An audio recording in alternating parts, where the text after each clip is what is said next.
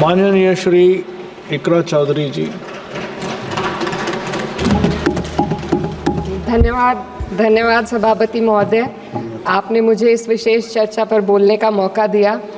भारत के संविधान के 75वें वर्ष की चर्चा के मौके पर मैं सबसे पहले संविधान बनाने वालों की दूरदृष्टि को सलाम करती हूँ।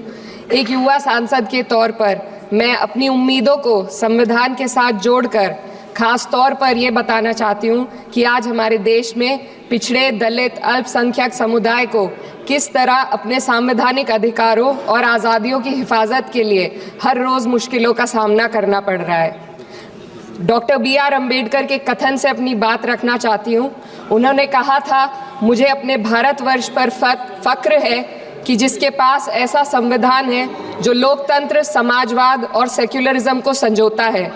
लेकिन आज ऐसा लगता है जैसे संविधान की किताब तो है पर इसे चलाने वालों का ईमान गुम हो गया है। आज हिंदुस्तान में हर वर्ग को किसी न किसी चुनौती का सामना करना पड़ रहा है, मगर अल्पसंख्यक खासतौर पर मुसलमानों पर जो कहर टूटा है वो किसी से छुपा नहीं है।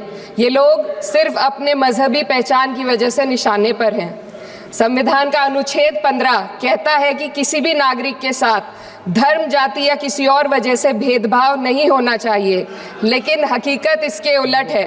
हालात इस कदर बिगड़ चुके हैं कि hate speech, mob lynching, bulldozer द्वारा घरों को गिराने की घटनाएं आम हो गई हैं, खास तौर पर उत्तर प्रदेश में, जहां ऐसा लगता है जैसे कानून के नाम पर जंगल राज चल रहा हो। संभल में जो हुआ वो सबके सामने है। पुलिस के संरक्षण में निर्दोष लोगों की हत्या की गई और सरकार ने चुप्पी साध ली। अल्पसंख्यकों पर हिंसा बढ़ती जा रही है, मगर सत्ता में बैठे लोग या तो आंखें मूंदे हुए हैं या फिर इन घटनाओं को बढ़ावा दे रहे हैं। हद तो तब हो जाती है जब न्यायपालिका की बात भी अनसुनी कर दी जाती है। सुप्रीम कोर्ट ने मॉब लिंचिंग पर 11 सूत्रीय निर्देश जारी किए थे।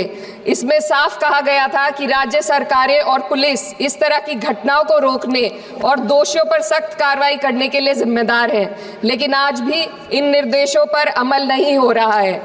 हाल ये है कि मॉब लिंचिंग को रोकने की बजाय सत्ता में बैठे लोग आग में घी डालने का काम कर रहे हैं। उनकी जुबान से ऐसी बातें निकलती हैं जो नफरत को और बढ़ावा देती है।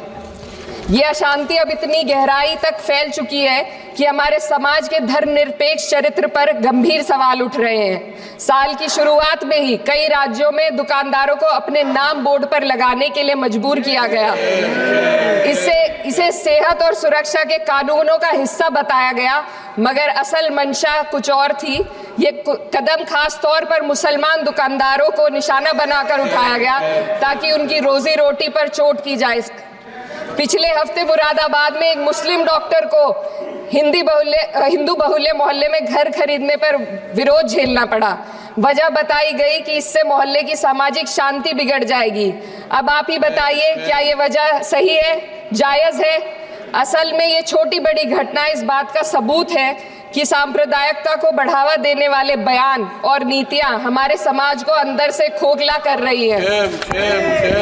उत्तर प्रदेश में यति नरसिंहानंद ने बेहद घटिया बयान दिया, लेकिन सरकार इन बयानों पर कोई कार्रवाई नहीं कर रही। हेट स्पीच न केवल जनमानस के विचारों को प्रदूषित करती है, बल्कि इससे अब संवैधानिक पदों पर बैठे लोगों को भी प्रभावित कर दिया है।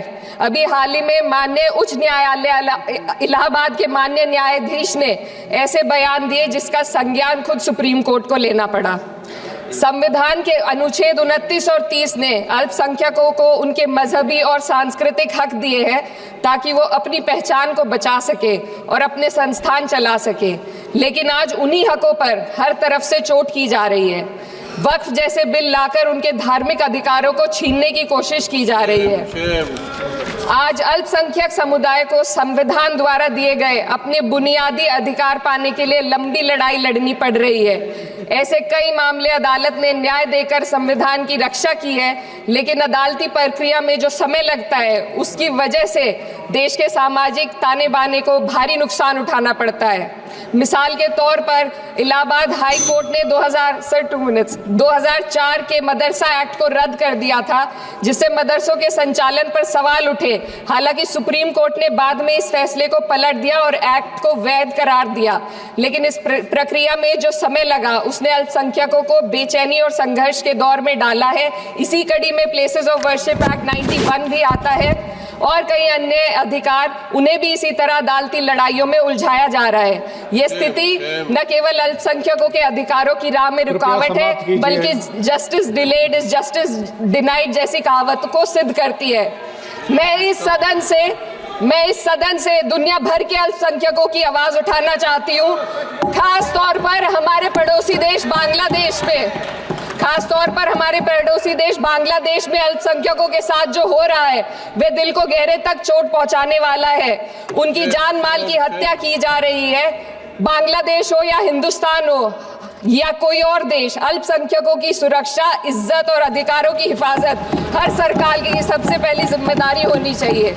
मैं इस सदन से अपने देश के अल्पसंख्यकों के साथ बांग्लादेश के पीड़ित अल्पसंख्यकों की आवाज को एक साथ उठाना चाहती हूँ। ये वक्त की पुकार है कि हम सब मिलकर ये सुनिश्चित करें कि किसी भी इंसान को उसकी पहचान या मजहब के कारण डरकर जीने पर मजबूर ना होना पड़े।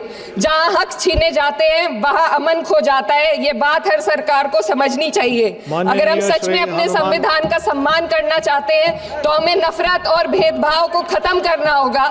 हमें ये दिखाना होगा कि ये मुल्क हर वर्ग, हर जाति, हर धर्म और हर समुदाय का है, और जब तक ऐसा नहीं होगा तब तक संविधान की आत्मा सिसकती रहेगी। सर, अपनी बात को खत्म करते हुए मैं एक शेर अर्ज करना चाहती हूँ। ये दाग दाग उजाला, ये शब गजीदा शहर, वो इंतजार था जिसका, ये वो शहर तो नहीं।